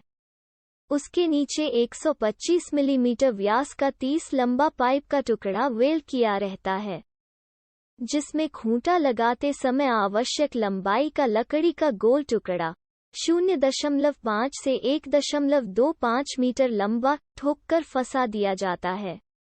स्टील पाइप के ऊपर 0.5 मीटर लंबा चैनल पिन द्वारा इस प्रकार लगा रहता है कि चैनल घूम सके। Steel pipe 125 millimetre dia channel में लकड़ी का स्लीपर 30 सेंटीमीटर लगा होता है जो चाल से सटकर पाटे का काम करता है। खूंटे का टुकड़ा खूंटे को चाल व तल्ली के बीच कनिया जाम करने के लिए तल्ली के पास लकड़ी का कनिया उसी चित्र पिट प्रॉप प्रकार ठोका जाता है जैसे लकड़ी के खूंटे में। पिट प्रॉप डीपिलरिंग डिस्ट्रिक्ट में लकड़ी के खूंटे की जगह प्रयोग किया जाने वाला प्रसिद्ध खूंटा है। साइज के अनुसार वो 10 से 15 टन लोड ले सकता है। सुविधा पिट प्रॉप की लंबाई आसानी से घटाई बढ़ाई जा सकती है, इसलिए खूंटा एक जगह से खोलकर दूसरी जगह लगाया जा सकता है। लकड़ी के खूंटे से वो अधिक लोड लेता है। वो लकड़ी के खूंटे की अपेक्षा अधिक दिनों तक चलता है। कोलियरी वर्कशॉप में ही आसानी से बनाया जा सकता है। लकड़ी का खर्चा बच जाता है और लकड़ी ढुलाई का काम घट जाता है। 14 भूमिगत खानों में रूफ व साइड फॉल की दुर्घटनाएं कम करने के लिए क्या उपाय किए जाने चाहिए? What steps should be taken to minimize accidents due to roof and side falls in underground mine? उत्तर चाल कांथी की दुर्घटनाएं रोकने के उपाय। भूमिगत खानों में करीब 63% दुर्घटनाएं चाल कांथी के गिरने से होती हैं। इनमें से 15% ड्रेसिंग की कमी या ड्रेसिंग के गलत तरीके के कारण होती हैं। बहुत सी 1.8 मीटर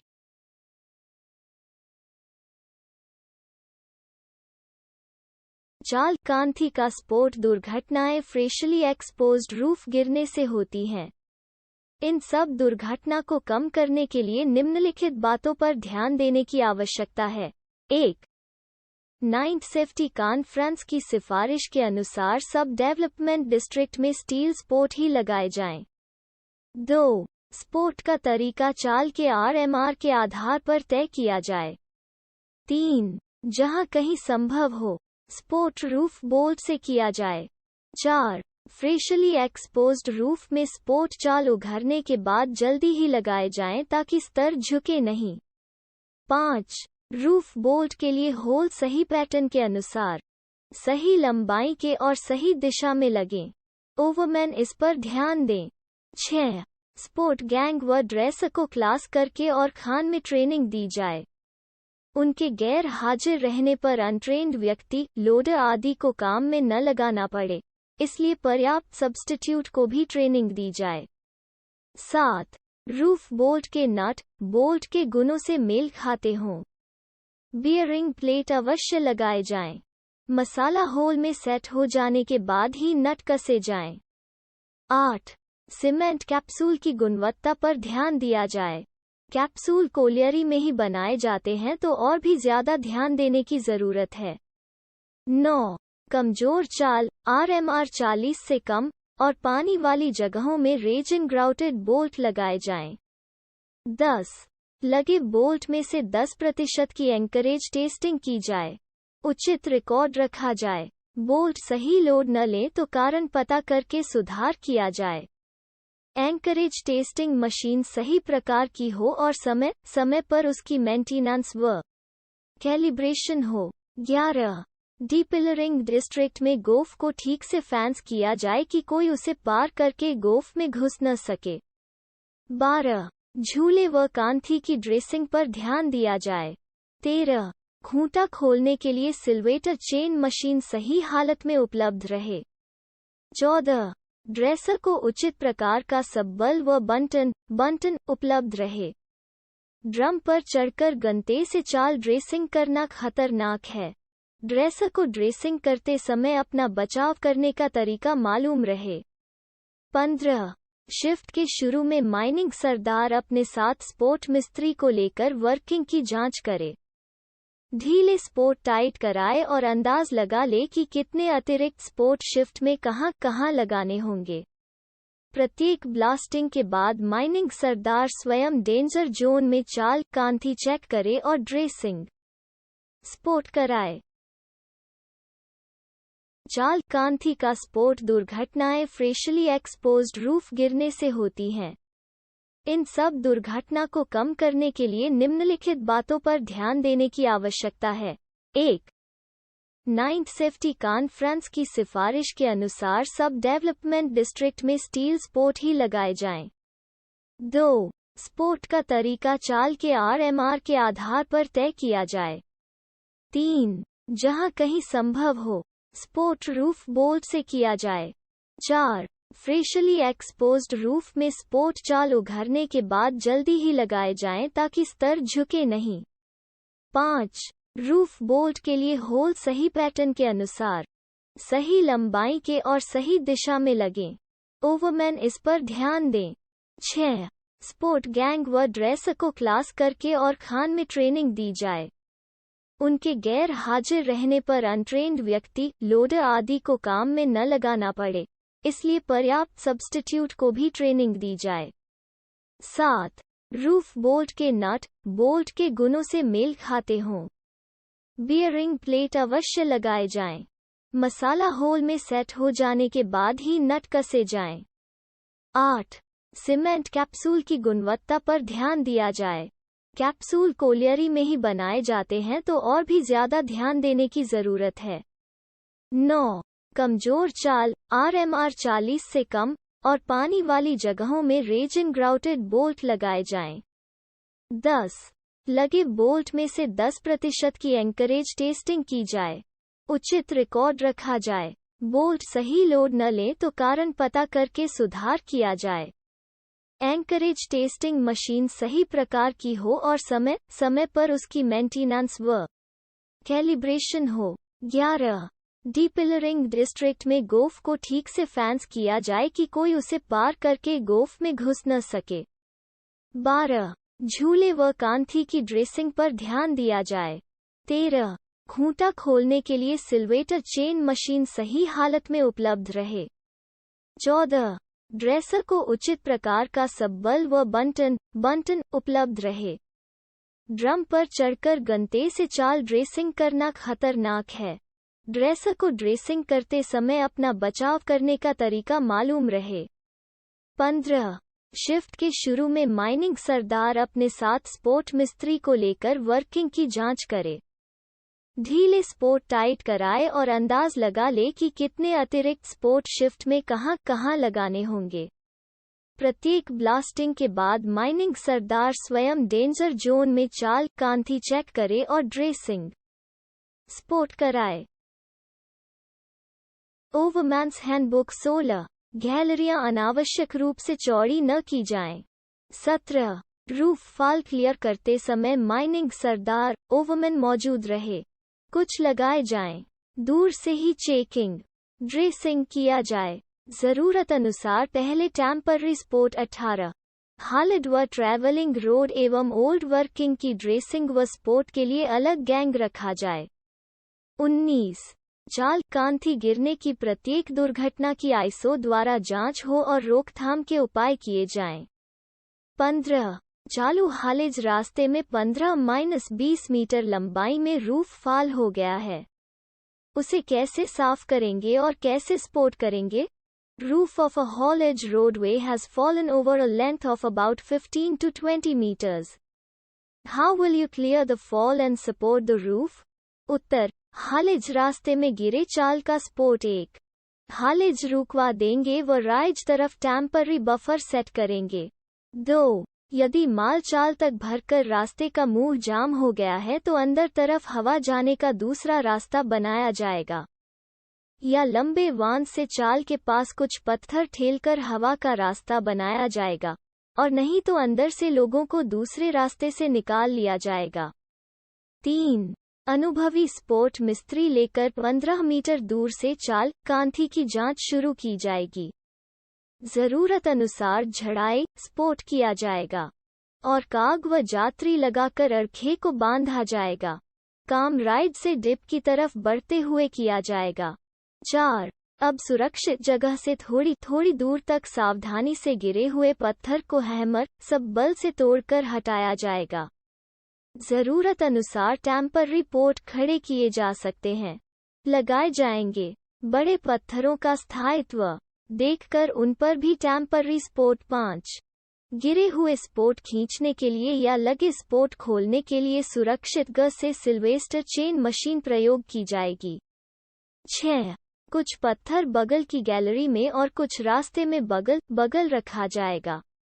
जैसे माल हटेगा छोटे खूंटों की जगह लंबे खूंटे लगाए जाएंगे।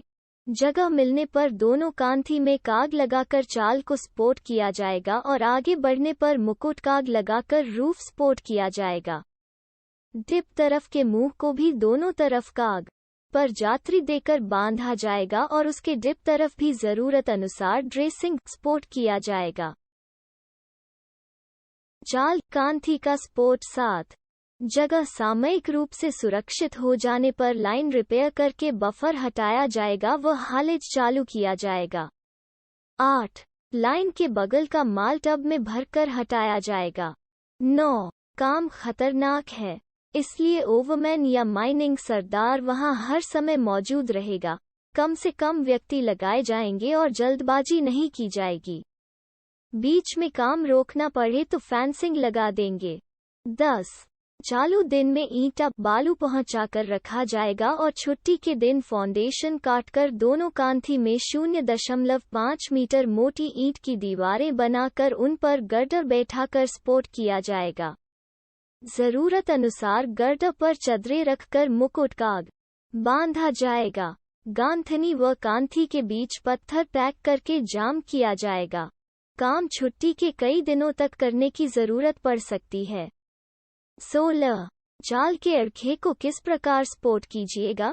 How will you support a roof ledge? उत्तर चाल के अरखे खुले मुंह लिब को 2 काग लगाकर सपोर्ट किया जाएगा, या 2 जात्री लगाकर उनके बीच लैगिंग भर दी जाएगी। चाल अरखा लैगिंग चौड़ाई में 2.4 मीटर पर 2 जात्री 2 काग तल्ली चित्र। अरखे का 2 काग से स्पोर्ट चित्र। अरखे का 2 जानी से स्पोर्ट 17। रूफ क्रैक या स्लिप को स्पोर्ट करने का सही तरीका क्या है? What is the correct method of supporting a crack or slip in the roof? चाल उत्तर। चाल में क्रैक या स्लिप मिलते ही उसके छोर को छीलकर देखना चाहिए कि क्रैक किस ओर जा रहा है। तब चाल की टेस्टिंग करके क्रैक या स्लिप के दोनों ओर एक व्हील तल्ली एक जात्री लगाकर उनके बीच लैगिंग भर देना होगा। लैगिंग 2 जात्री चित्र। रूफ क्रैक का स्पोर्ट।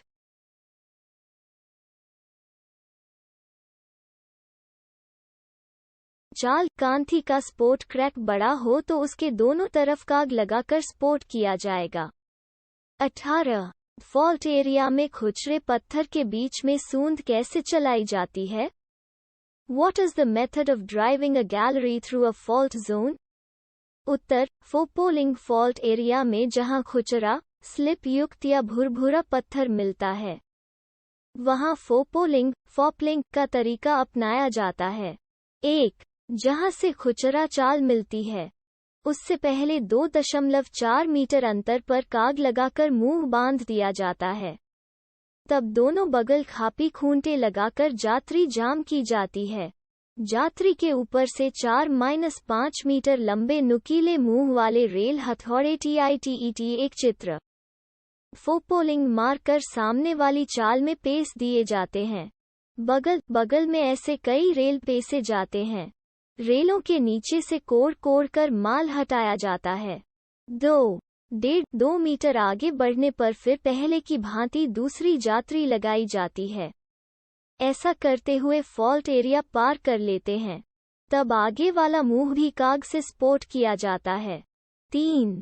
कुछ आगे बढ़ने पर साइडवाल पर गर्डर लगाकर स्थायी स्पोर्ट किया जाता है।